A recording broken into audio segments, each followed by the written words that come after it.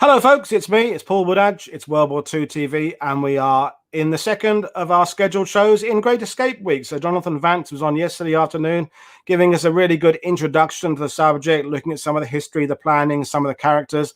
We're going to move on through the week with other guests. Louise Williams tomorrow, talking about her relative, John Williams, the carpenter, Guy Walters, other shows. But tonight, it is Ted Barris, the Canadian journalist and author and historian, who has been a multi-award-winning writer for many years, and he's coming on to particularly focus on the Canadian aspect of the story, because, as we always remember, the camp, Stalag Luft III, had people from all over the world in it, Poles and Lithuanians and Czechs and Brits and Australians and New Zealanders and a lot of Canadians. So, good afternoon, Ted. How are you doing? I am great. May I call you Woody? I noticed that James does that. James calls me Woody. I will allow you to call me Woody. Yes, yeah. Okay. It's I actually prefer Woody to Paul, to be honest. It's Paul. All right, Woody. It's a deal.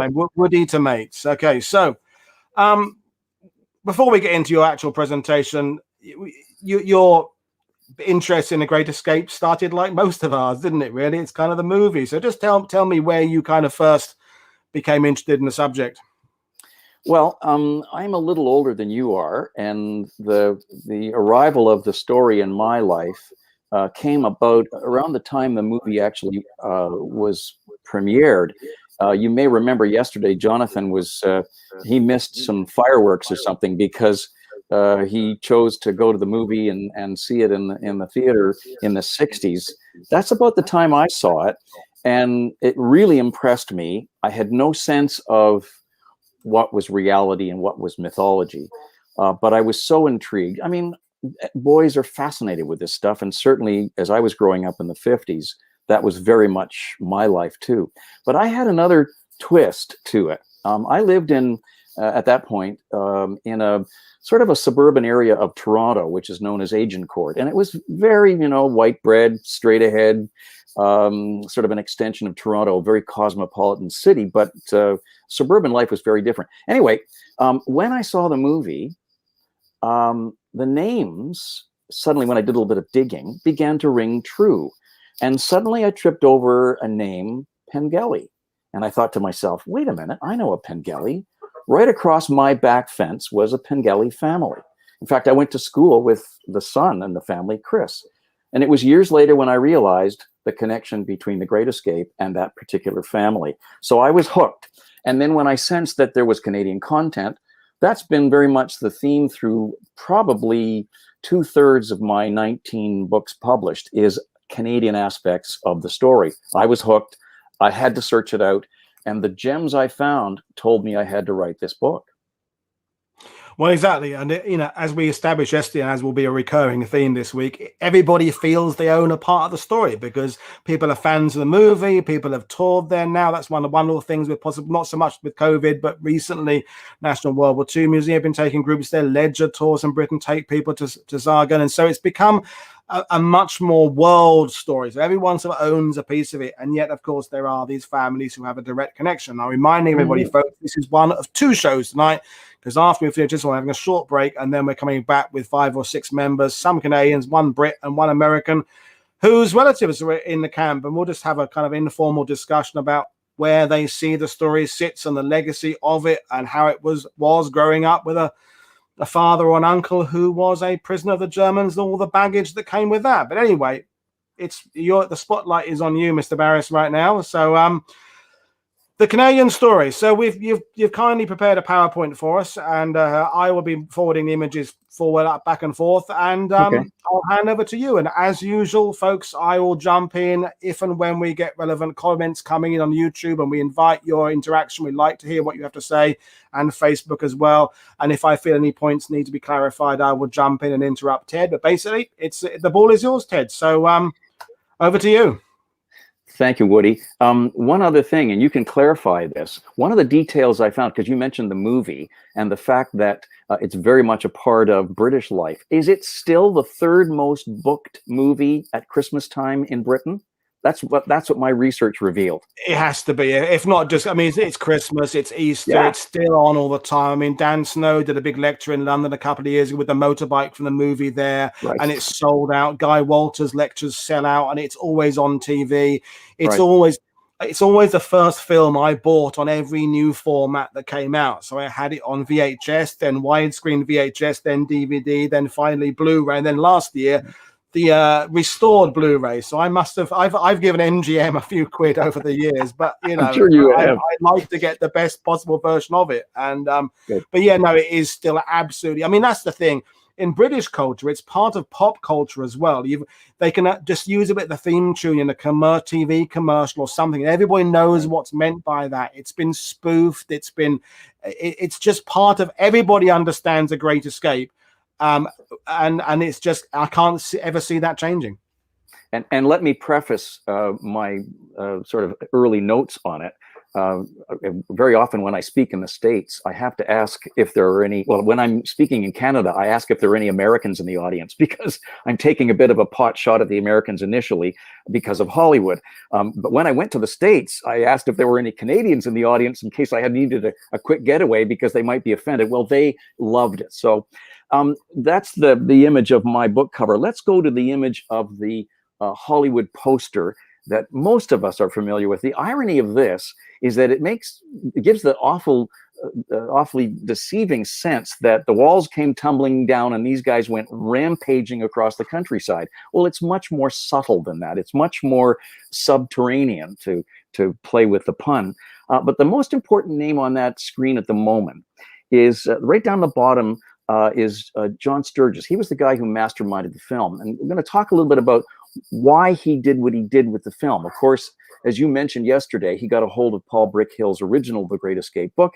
But being a savvy American film director, he recognized that the best way to make this a success, a blockbuster, was not to be true to the story in the sense of who the characters were, but to parachute in the hunks of Hollywood. And so that's exactly what he did. So, for example, Hollywood would have us believe that the Tunnel King was the Charles Bronson character, who comes across as a kind of either Polish or Czech fellow in the RAF. He's very moody, even claustrophobic. So they characterize him as this RAF character with this sort of he's got a score to square with the Germans, if not many other things. So we've got that image of the Polish, possibly American in the RAF. Not true. The Tunnel King was, of course, Wally Floody. Wally Floody was born in Chatham, Ontario, about an hour and a half, 2 hours drive southwest of Toronto. He actually grew up in the summertime working in the mines up in the mining country of Northern Ontario.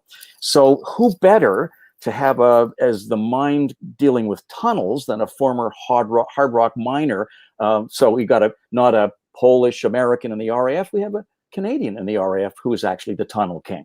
Hollywood would have us believe that the scrounger in the real Great Escape was characterized perfectly by James Garner. Well, who doesn't love James Garner? I think I watched every Rockford Files show that he ever made. But it's the same kind of character, always schmoozing, always coming up with fascinating ideas to get people to do things that they wouldn't normally do. And that's perfect a character set for the scrounger. So he is an American, again in the RAF, and notice he's got his DFC under his wings. Yep. So we assume that it's an American in the RAF who's a scrounger.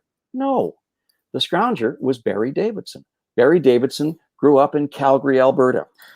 He was fascinated, fell in love with aviation, went to the one airplane, one hangar airfield just outside Calgary, got his pilot's license in the 30s, actually presented himself with his pilot's license to General Chiang Kai-shek to serve the Chinese National Army in overseas. Well, he turned him down and he joins the RAF and Barry gets shot down. But what Barry brings to the picture, and I mean not the motion picture, but to the story, is that he has all these wonderful connections back in Canada. And he's the scrounger personified, being able to bring everything from sports equipment. He's involved in helping to build a theater, get the funds for that. This man is classic scrounger territory. So it wasn't an American in the RAF, it was a Calgarian in the RAF.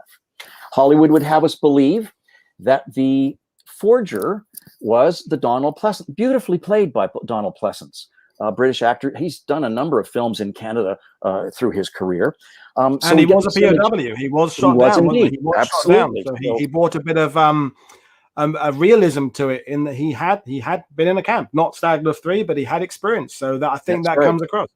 very believable. And of course, in the film, we know he's working on the forgeries with high intensity light and fine characters. And of course, he goes blind. And Bushell tells him, Big X says to him, you can't go out in the escape. You'll jeopardize the whole operation. Of course, Garner steps up, says, no, you can't not let this guy go.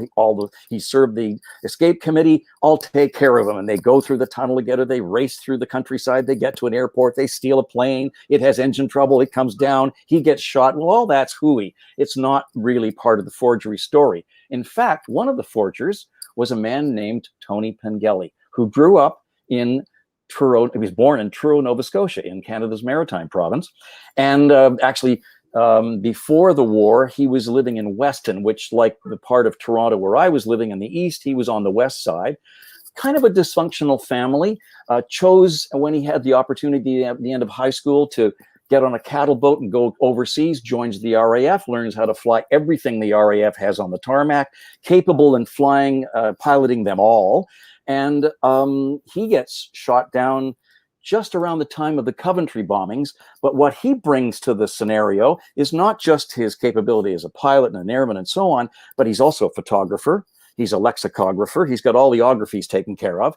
And he has a fascinating capability of taming the guards, which we might get back to later. So it's not a Donald Pleasance character who's the forger. In fact, it's another Canadian who is the forger. In this case, one of a number of them, Tony Pangali.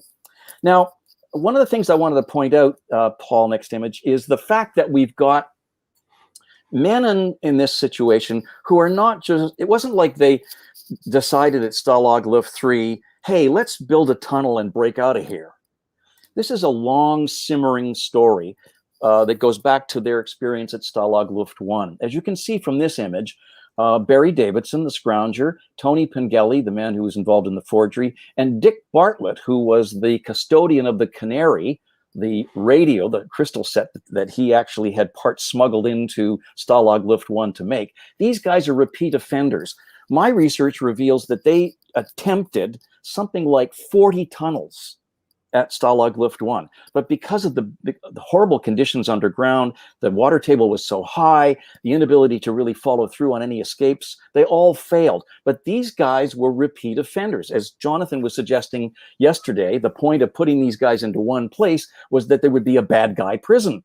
Well, the logic of the Germans falls down, perhaps, in that in trying to put all these repeat offenders in one place to keep them all contained in what would be the unescapable or inescapable camp, perhaps on the flip side undoes them, because you've got all these brainiacs, these brilliant minds, and these eager young airmen with all these skills to bring the best minds together to work as a team. And that, in fact, Pangeli says in one of his memoirs, the reason that all the attempts at Luft I failed was one man can't build a tunnel, get the tools, get the forged documents, try to escape on his own. Together, we can build the team that pulls it off. And it's in that magic moment that Bushell obviously dominates and creates the team that we were talking about yesterday. Let's take a look for a second at what Stalag Luft III, not in Bavaria, as was suggested in the film, near the Swiss Alps, so that Steve McQueen could leap over the fences and get to some sort of freedom in Switzerland, but in Western Poland. And you can see in that image that in the far right-hand corner is the East Compound, which was actually opened in 42 and contained most of the Commonwealth air crew who were shot down in the first couple of years of the war. The problem was, after a few years, was they were bulging at the seams and they needed to build a second compound. The dark area just to the left is the Vorlager, where the guards were. That's where you can see the dark area of the trees. That's another thing that's really interesting about this story.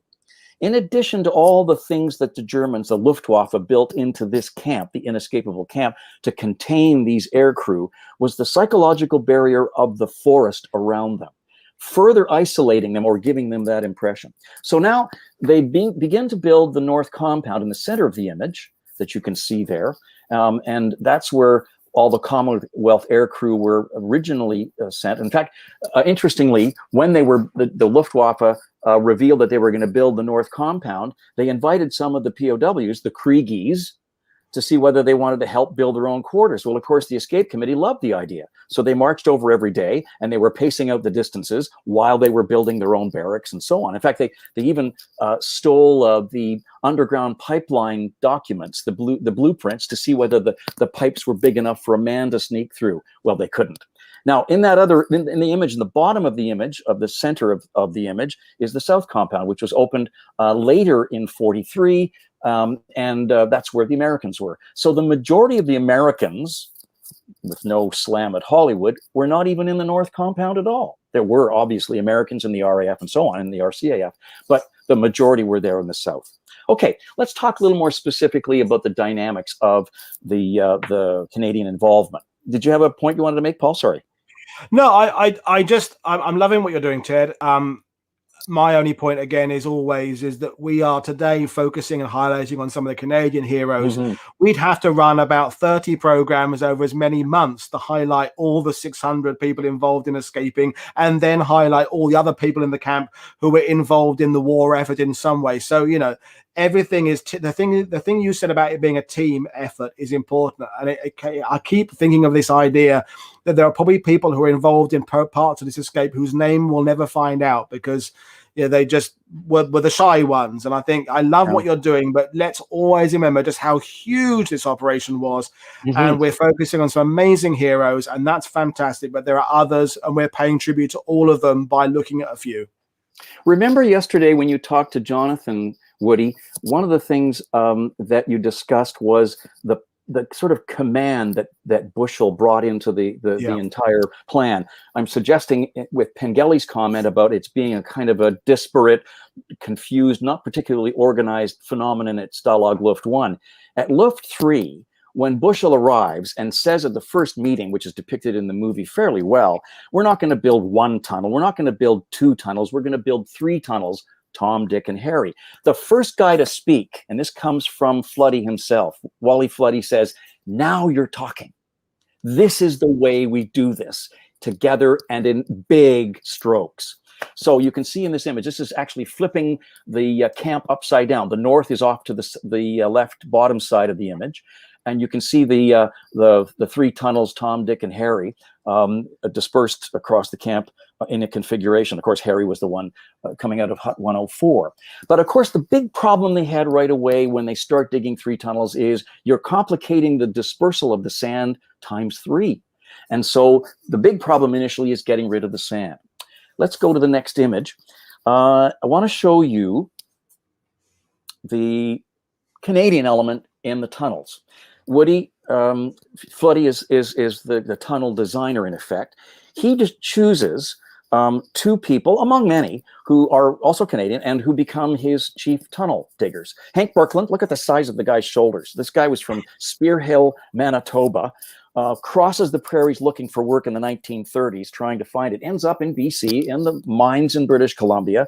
Perfect specimen for tunnel digging. In the upper right-hand corner, the guy with the odd-looking hair and strange-looking eyes, Johnny Weir. He too was a kind of a wilderness guy. He loved in his youth going north in northern Ontario and losing himself in the wilderness and then finding his way out. Pretty good tool if you're thinking about losing yourself in the middle of occupied Europe. What was great about these two guys was that not only were they capable of dealing with the solitude and the confinement of where they were excellent. Johnny Weir was right-handed. When he went in the tunnels, he tended, according to Wally, he tended to dig to the right when he was digging. Well, that was okay, because after Johnny was finished, he'd send in Hank, who was left-handed, and he tended to dig to the left. So ultimately, the tunnel, as they were digging out, managed to straighten itself out. Now, I point out Johnny Weir's hair, and I don't know why the hair's like that, but his eyes are important. If you look closely, you can see, even in this image, this man, in the shooting down of his aircraft, he was blown from the cockpit, and the fire around him burned off his eyelids. This man dug tunnels at Stalag Luft I and Stalag Luft III without any eyelids. Now, imagine how difficult that might be. Let's move on. I want to talk for a second about probably one of the most important few square feet of the entire operation. And of course, that's the trap door to Harry. And then the traps of the others are interesting. This image, created by a wonderful commercial artist, British air officer, Lee Kenyon, and it's his legacy that he, in fact, has documented better than anybody what the Great Escape looked like in his sketches. And I sought to use this image in my book through the RAF museum. And you can see off to the right, the diggers going down through the trapdoor into the shaft, where you can see just off to the right is the actual tube for the chimney to for the stove. They've moved the stove off to the foreground. Now, remember too, if they were using this particular procedure in the wintertime, they would have to extend the pipes from the wall to the stove and keep it burning the smoke or the wood so that there was no interruption in the smoke coming out of the chimney. In the summer, it didn't matter because they were only using it for cooking. So you've got the two guys going down. Bear in mind that when they dug, most of the diggers dug in the nude. That's because they didn't want any telltale signs on their clothing when they came back and were seen twice a day in the Appel, one in the morning and one in the evening, any of the stains from the sand. What doesn't come across in the motion picture and wasn't abundantly clear until they began to dig as deeply as they did, there are two types of sand there. There's the sand on the surface of the stalag, which means it's all been bleached by the sun, almost like talcum powder. The sand coming from 30 feet down, which is how far down they went because they wanted to avoid the microphones that the ferrets had put in the ground, was yellow and coarse. So if they came out with their knees on their pants and their elbows and their shirts yellow, obviously they'd been digging. So they dug in the nude. Now, in the foreground, you can see a guy by the name of Jim McCaig from Orillia, Ontario. He's handling the wood. If you're digging down 30 feet and out 360 feet, you've got to shore up a lot of sand. And the only way to do that was to install wood. And the most available wood, as you can see in the top left-hand corner, were the bunk bed boards already there, ready for the taking. So they took 1 or 2 or 3 from each bunk bed, and that gave them thousands of boards, which meant, of course, that the dimensions of the tunnel were exactly the same as the length of the bunk bed boards, about 22.5 inches. And 22.5 inches, 20. So it's like if you were claustrophobic, forget it. So that's how they were moving the wood down. Now, in the background, 3 interesting characters. The man in the open sleeve shirt in the middle of the shot is a guy named Hank Sprague. He was the trap Führer. It was up to him whether they could continue to work or whether everything would have to come to a stop if there was trouble coming. The 2 men that move off into the background are stooges. And of course, we all know they're the people who are signaling what's going on out beyond the tunnel. If you go to the next image, you'll see a picture of George Sweener, who just in the last couple of months passed. George was called the duty pilot. He's actually one of the guys that Jonathan described yesterday as not being particularly keen on the whole idea of the escape committee and the abusive treatment with the guards and being confrontational. But he was quite prepared to do his part. As the duty pilot, he was out at the main gate, just inside, and for all the world, it looked as if all he was doing was drying his laundry on a laundry line, okay? But every time he moved his gotchis or his socks or his shirts around on the laundry line was a signal for who was coming through the main gate. That information goes back to the previous stooge, to the next stooge, back to, let's go back to the earlier image, Paul, if you can go backwards. And it comes in the door, and if necessary, if there's a guard coming who's looking for what's going on in that room, they shut down, everything disappears down the shaft, men and wood and everything else. Sprague closes down the trap, they put the stove back in place, people disappear in about 60 seconds. That's how phenomenal this was all synchronized. So George was the duty pilot, and as I say, just passed. One of the most loyal to the story and keeping this alive and retelling it as only he could in his 101 years of life as the newsletter editor for the Canadian Air Force Base in Colorado Springs, which is where I met and interviewed him. Next image. This will show you what the bottom of the shaft looking up looks like. This is Harry and all the wood from all those bunk bed boards and others giving you a sense of the depth. They're down 30 feet. Next image shows you the layout of the tunnel from the base of the shaft going out the 360 odd feet, down 30 feet, as I say, trying to eliminate the possibility that any banging might be heard as they worked on the tunnels. There are 3 rooms at the bottom of the shaft. One of them is for holding sand. Another is for construction. Let's move one slide further if we can, Woody, to show you what that looks like. Again, a Lee Kenyon sketch. This is Jim McCaig's territory. He's a carpenter, the guy from Aurelia. And he's working on the bunk bed boards to make sure that each end of them clicks into, or actually you know what you do when you're doing carpentry on a corner and you don't want to use screws and nails, you use a kind of a dovetail effect like that, yeah. Right? Well, that's what he's doing. If you look carefully, again, if you can zoom in on the image a bit, Woody, you'll see that he's working on the end of a bunk bed board, and it's like a fork. They did not want to use nails and screws because any banging would be heard. So what he did was he made sure that these things interlocked so that they could literally make the corners of the tunnel interlocking and prefabricated, which presents an interesting problem for the tunnel diggers, which we'll get onto in a moment. But this is where Jim worked on the carpentry. Notice over his head is a little cup. In it are some pebbles, and it's got a string that goes all the way to the top of the shaft. It is their alarm should trouble be coming. As soon as they heard the tin rattling with the pebbles, everything shut down. Nobody moves. Everybody's quiet, and they shut down up top until the trouble passes. Remember that this is an officers' camp, so the only sort of pattern time when the Luftwaffe were looking in on them was the appel, the roll call in the morning and the roll call in the evening. The rest of the time was to themselves, which is why they could keep men underground without expecting. And sometimes they sprang some impromptu roll calls, which were really problematic. Okay, let's go back to go on to the next slide.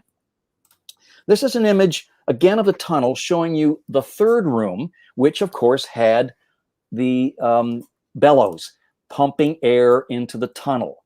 And this was an ingenious idea. The problem they had at Luft 1, and you'll know this from your research there too, Woody, if you're digging underground, tunneling, there's very little oxygen after a while, and particularly at Luft 1, there was a lot of water.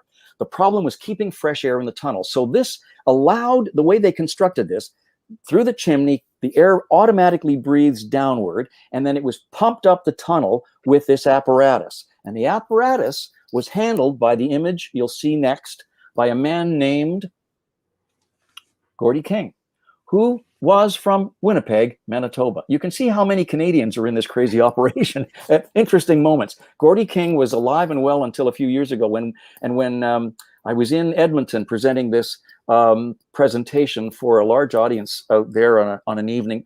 Gordy was in town. He'd, of course, by that time moved to Edmonton, and we were allowed to bring him up on stage and celebrate the fact that for 8 hours on the night of the escape, all he did was move the bellows back and forth and allow fresh air for the men to get out. I'm struck.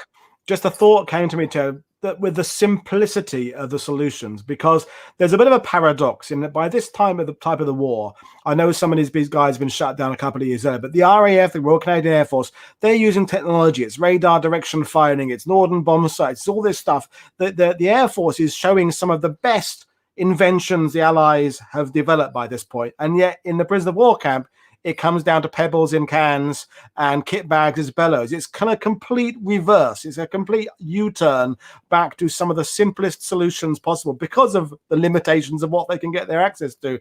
It's an amazing paradox, that.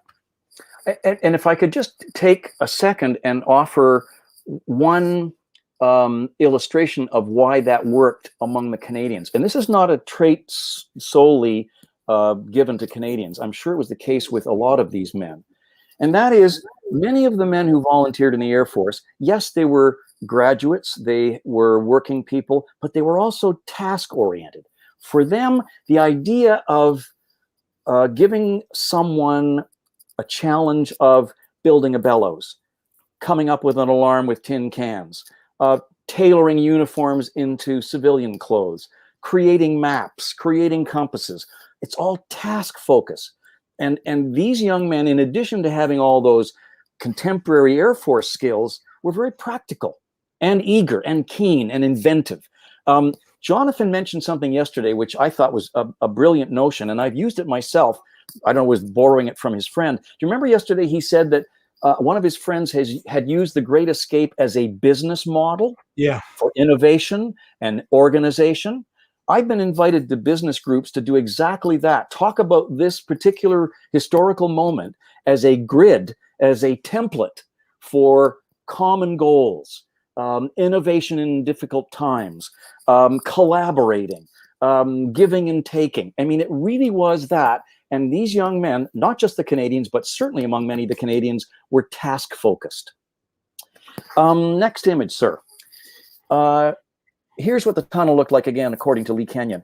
Look, it doesn't really give you a sense of the cramped nature of the tunneling. But what I want to do here for just a second is to point out an aspect of the tunneling that doesn't come clear in the movie, except on a couple of occasions.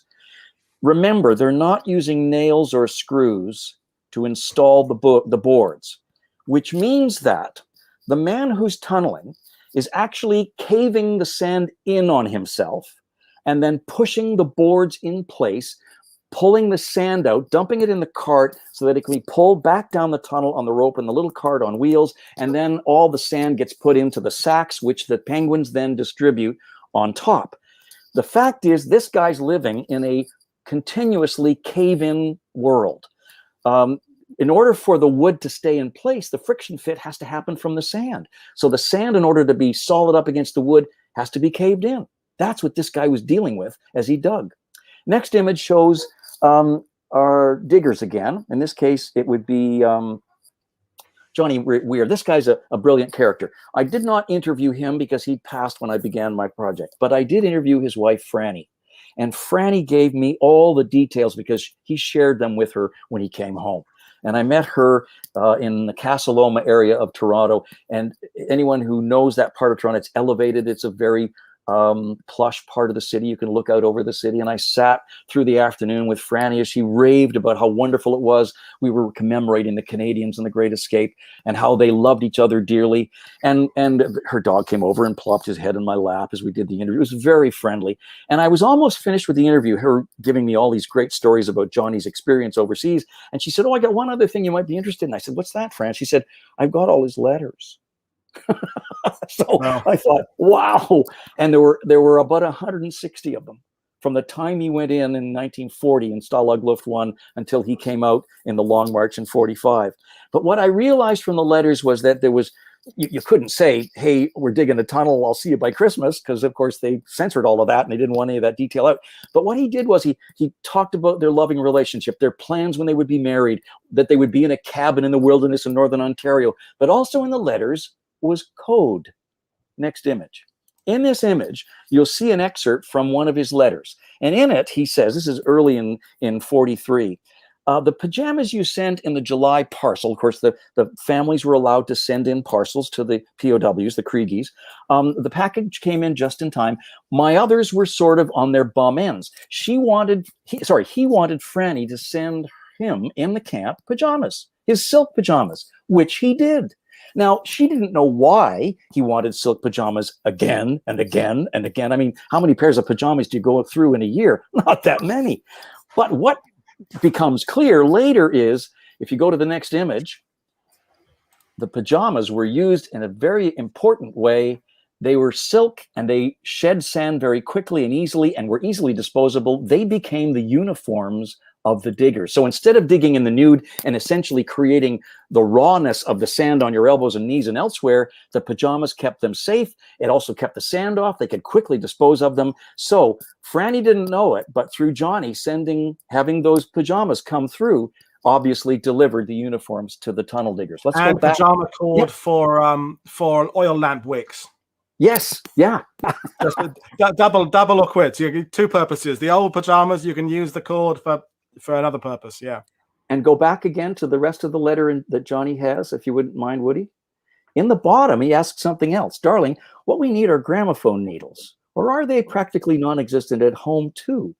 Interestingly, the Canadian Prime Minister of the day, William Lyon Mackenzie King, every year at Christmas was allowed to send in needles because they had a gramophone in the listening area. The Germans took great pride, the Luftwaffe took great pride in giving the officers access to culture. So there was a library with about 1,000 books, magazines, and a gramophone for recordings, mostly German origin, of course. But the Prime Minister was allowed to send in, and so were the families at home, they were allowed to send in Bakelite discs and needles.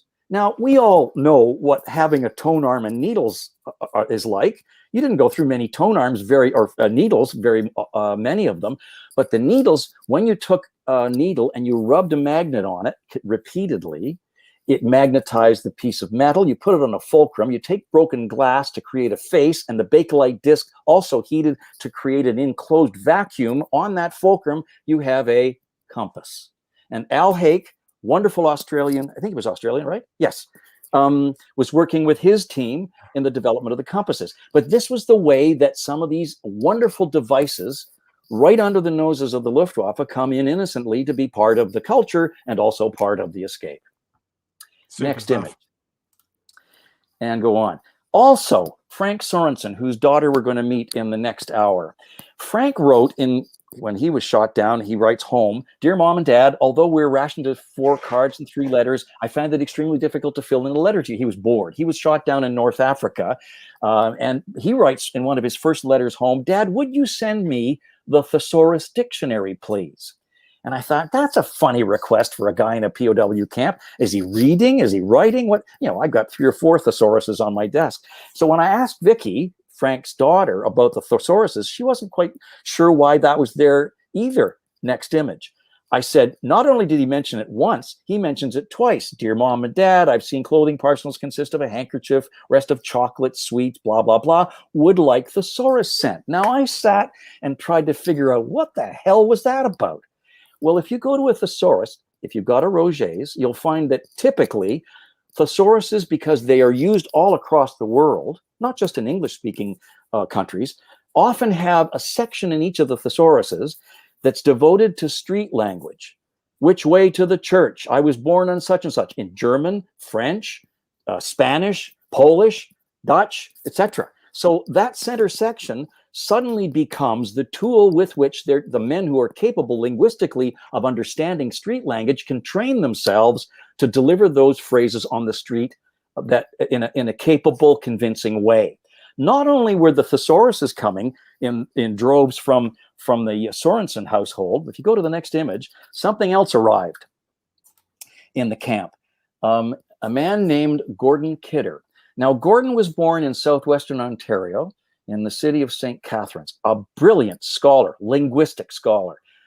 He comes through high school, University of Toronto, top of his class. He gets invited to Johns Hopkins University in Baltimore, Maryland, to continue his study of German to a master's degree. He turns it down, works for an insurance company, joins the Air Force at the beginning of the war, gets shot down, and into the camp he comes, and he presents, in those wonderful hours during the daytime when there's nothing else to do, culture appreciation sessions. Well, we all know, since he's a linguistic specialist, he's probably teaching these guys how to speak, those who are, capable. And probably in his hands are Frank Sorensen's family thesauruses to do it. So you've got that wonderful combination of, coincidence, good fortune, and good thinking. Next.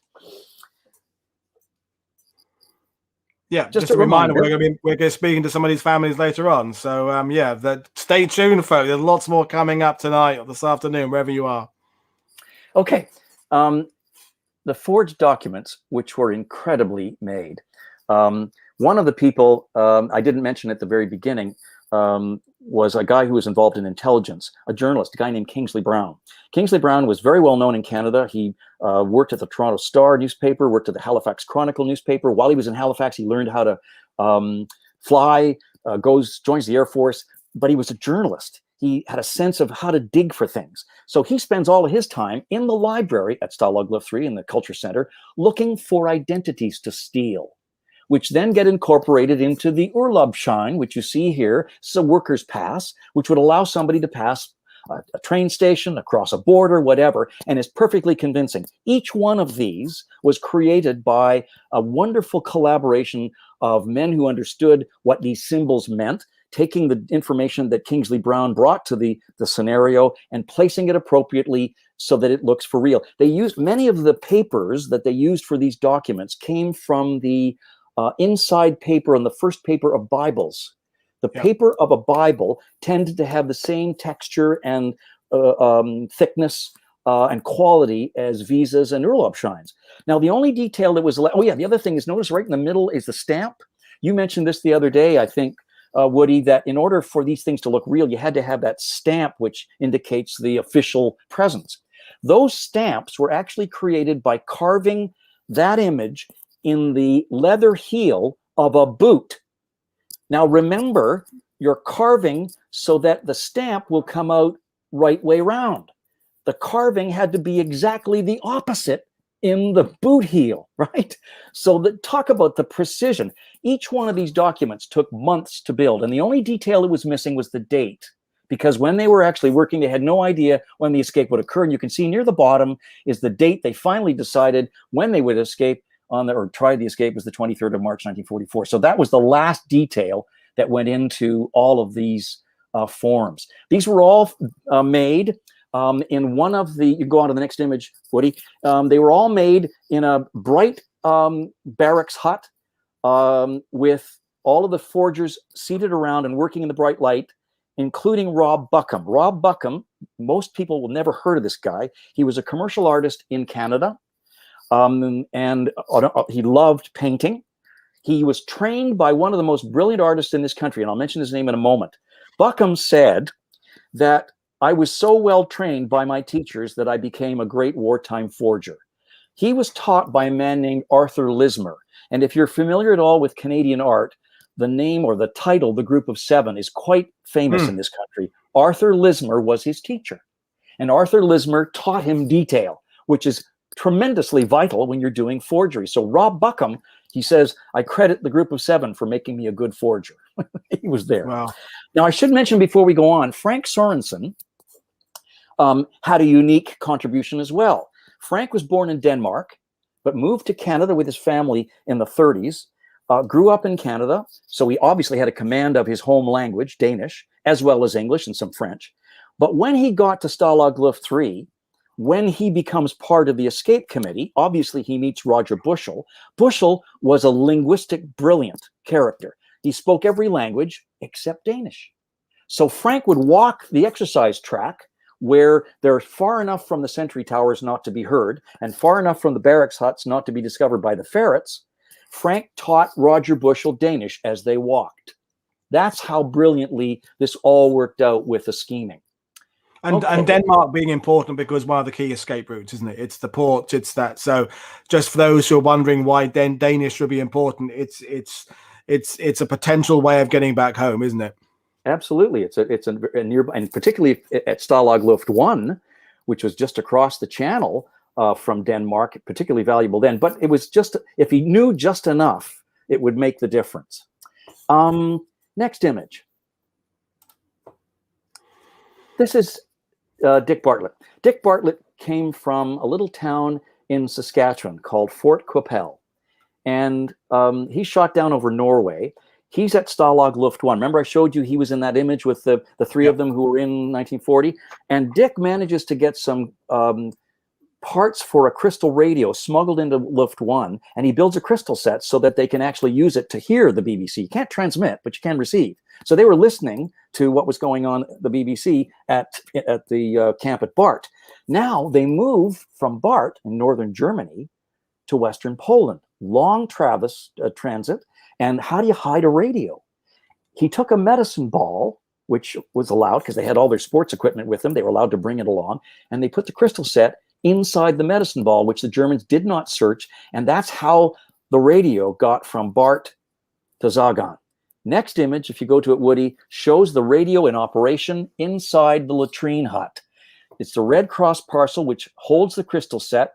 The man at the controls is listening and taking any of the information that's coming either in code or in actual broadcast. And the guy in the middle is actually doing shorthand. He's recording on paper what he's telling him is coming in on the broadcast. Remember, all of this is going on long before D-Day, long before there's any indication that their comrades are coming. So there's that extra push to make this all work. Now, just like the tunnel trap system that Hank Sprague was governing inside Hut 104, where the radio was, again, there was a system of stooges. So if trouble were coming, he could shut down the radio, put it inside the Red Cross box, put it in an unworking latrine toilet, and the guy with the shorthand could eat the paper and make that disappear just as quickly in a matter of minutes. Everything was boom, boom, boom, boom, boom, boom, boom, perfectly synchronized. Okay, the next image I'm not sure is, I think it's the theater. Yes. Now the theater plays a really important role, not just for the Canadians, but for everybody. They convinced the Germans that they should be allowed, because there's an extension of their permission to have culture events, that they could build a theater. So, in fact, one of the people involved in that was Barry Davidson, the scrounger. He managed to work out a system where monies could be taken from the airmen's legitimate accounts to buy the lumber, which was brought in, and then bricks were brought in from a bombed-out building in Zagan to create a foundation. I say again, a foundation. Very different from all the other barracks huts, which were up on stilts so that the ferrets could see underneath them, right? Next image shows the inside of the theater.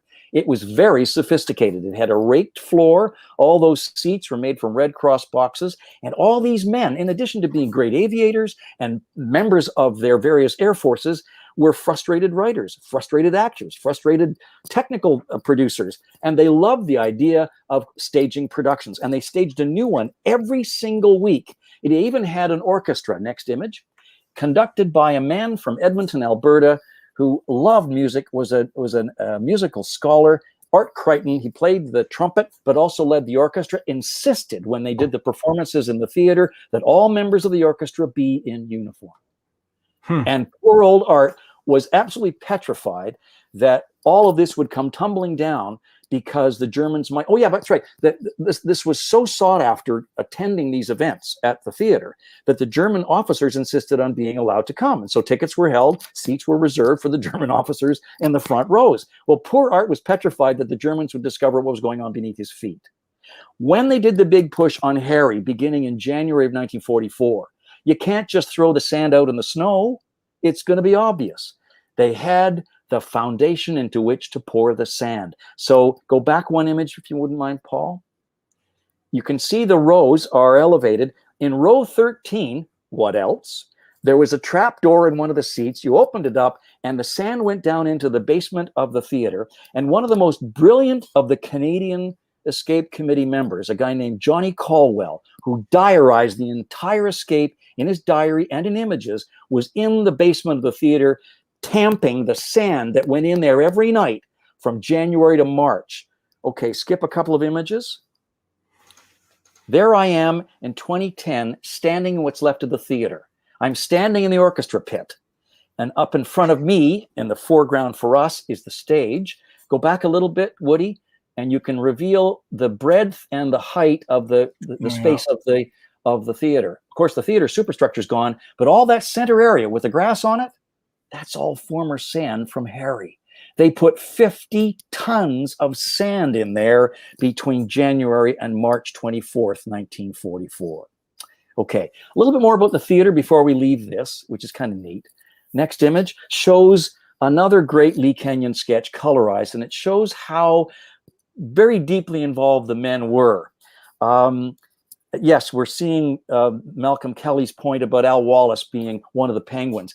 Al actually brought his sand principally to row 13 in the theater.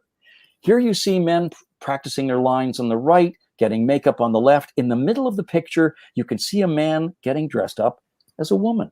Just like in Shakespeare's time, we had to have men performing female roles. And it worked. These guys weren't tripping all over each other trying to fake being on heels and have squeaky voices. The men who were the actors performing female roles were incredibly well skilled and trained and practiced. Next image. You can see in a picture that I'll show you next, the guy on the right, that's right, the guy on the right is a character we've already met. Advance one more. You haven't already figured it out? Oh, yeah. Tony Pangali. Yeah. He was one of the forgers. Talk about a great forgery, presenting himself as a woman. Tony said, I spent the war in drag, because he was constantly called upon to do these performances on the theater and was amazingly convincing. Time after time after time, the memoirs say that these guys who performed the female roles, they were not trans people. They were just good actors who knew their stuff.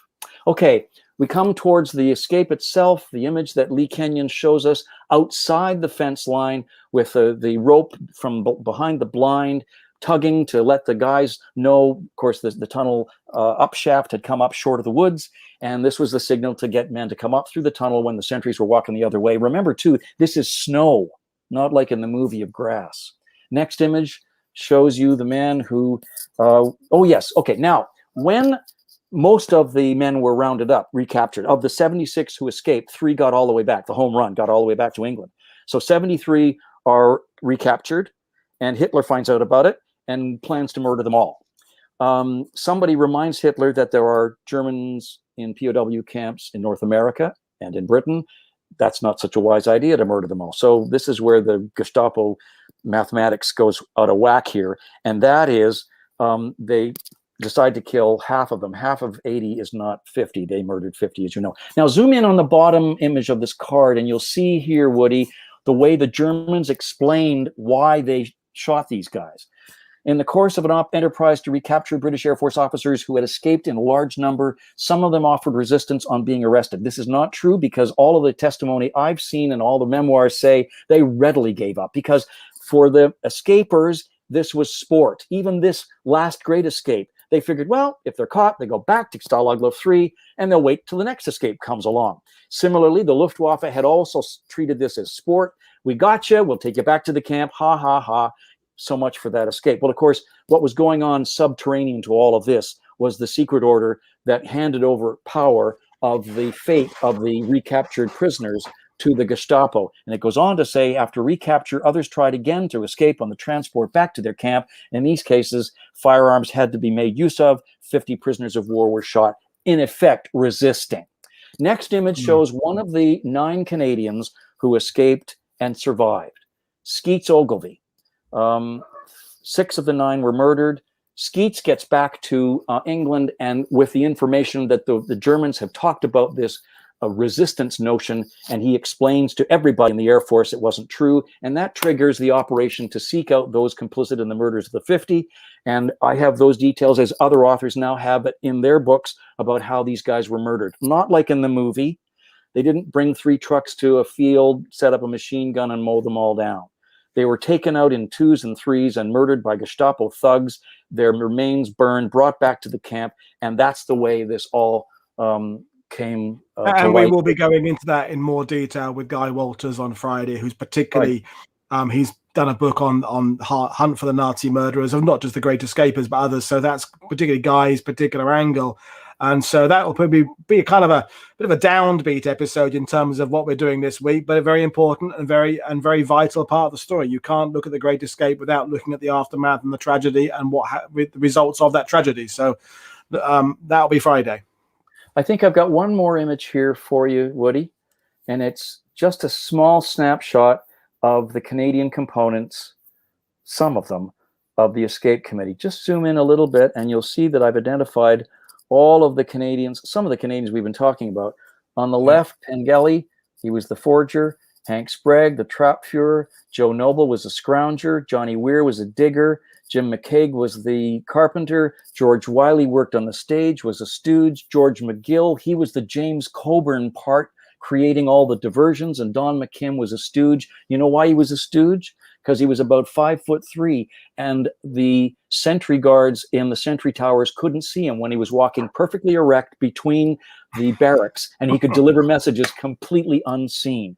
And what's absolutely mystifying to me when you realize the magnitude of this story, and to a certain extent, the magnitude of the Canadian component, this photograph was taken of the members of the Escape Committee from Canada, from one province.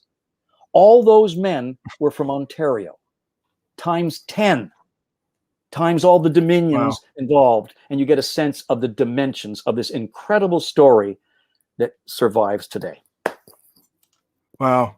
I mean, super stuff. And I've got some thoughts to we've got a few minutes to play before we can close. But one interesting thing, I was doing my prep again today, and it does seem, I don't want to dwell on the nastiness of it, but the 50 who were murdered, there were fewer British represented in that 50 than there were the Canadians and the Poles. And I do wonder whether there was some kind of classist thing from the side of the Germans as well, because you get that with the early accounts written about, you've written from the Canadian point of view. So even Paul Bricker, now he was Australian, but he was very much in with the British, wasn't he? So there's a lot of talk about the Brits and the very English and the kind of the upper class aristocratic part of the escape. And I always have wondered to myself whether the Germans did select some of the victims based on them not being the kind of aristocratic English. Have you got a thought on that, Ted? Again, it's fairly common research to reveal that a man named Arthur Nebbe from the SS was the decision maker in who lived and who died. And the criteria were almost exactly as you've described them. Anybody who was not sort of British, anybody from Czechoslovakia, from Poland, other dominions of the Commonwealth. You'll note, and this is an interesting footnote, two of the men in the RAF who were captured, one was named Churchill, I can't remember his first name, and another was named Nelson, I think it was Robert. They did not murder those two men because of the implications of the two names to British culture, history. Churchill, Nelson. And Johnny Dodge, of course, as well, who was related to Church. So yeah, he wasn't murdered because of the fact he was related to, he actually officially was related to Sir Winston distantly, but he was. So yeah, and Guy will touch on some of this on the Friday episode of this unfairness of it all, and and yeah, there's various things that have come to my head during this show, and I've thoroughly enjoyed listening to it, and people have said it's been fascinating to listen to.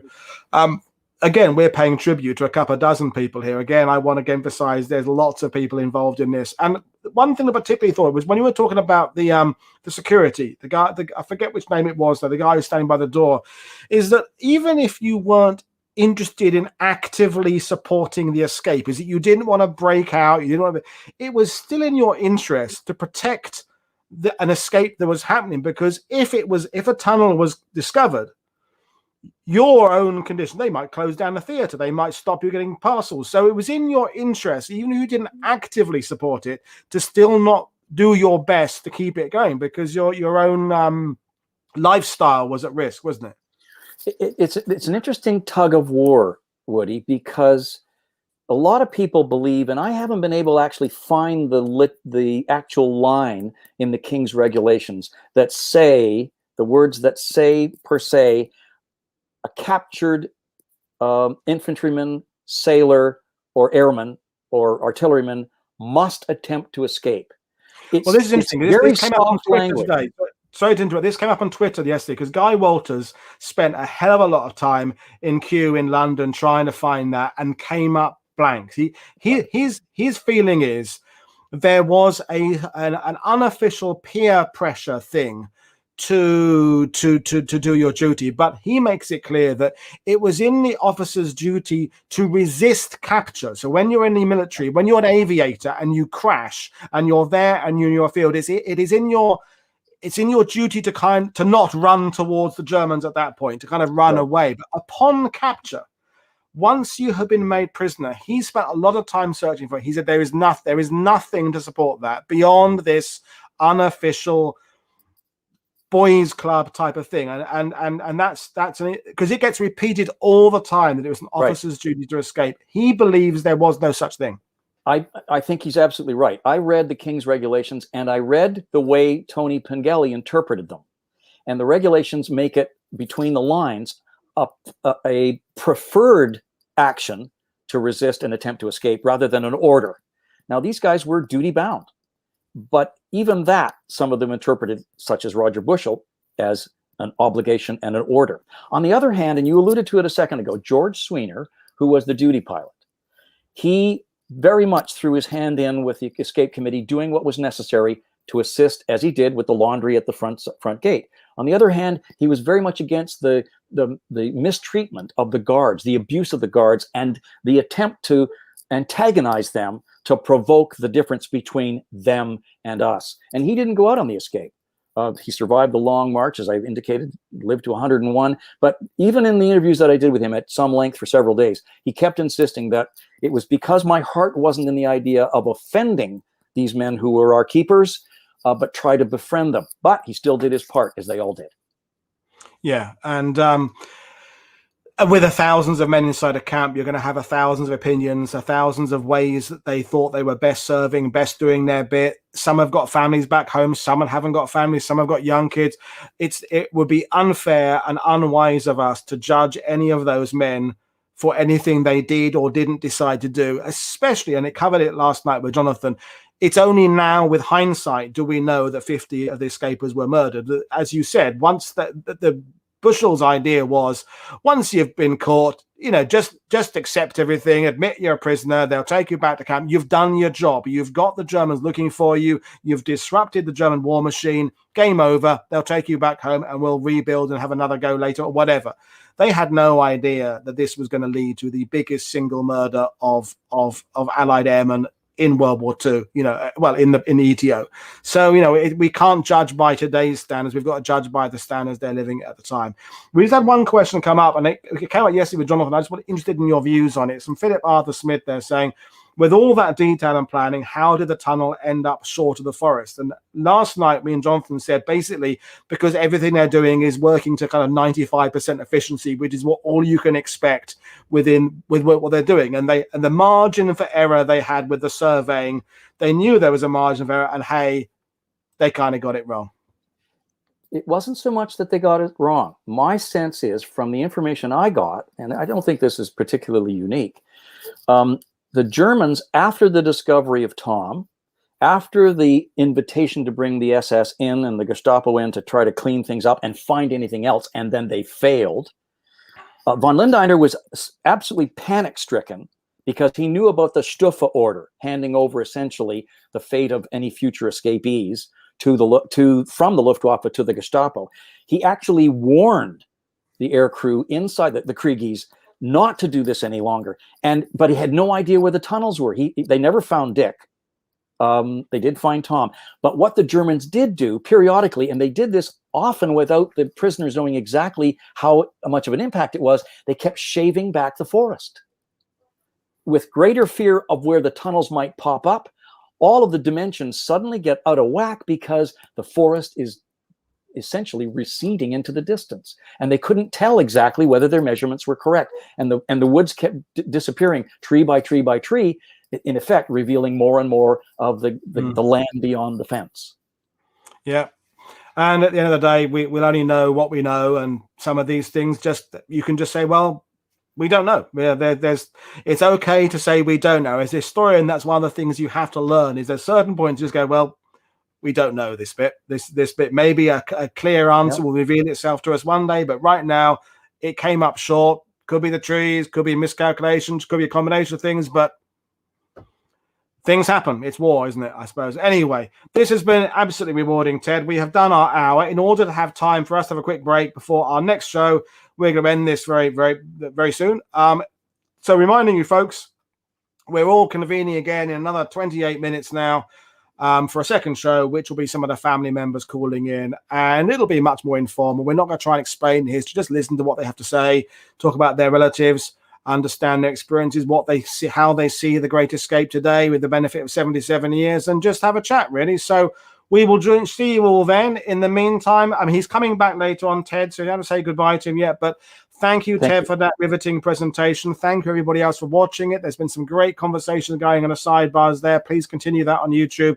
You can follow me on Twitter. You can follow Ted on Twitter, Facebook, and we can carry on these conversations. But it remains me to say thanks for Ted for joining us. We'll see you again in a few minutes' time. And for everybody else watching, this has been Paul Woodadge and Ted Barris for World War II TV. We will join you again, see you again for the family show in about 25 minutes. I'll see you then. Have a good evening. We'll be back shortly. Bye-bye.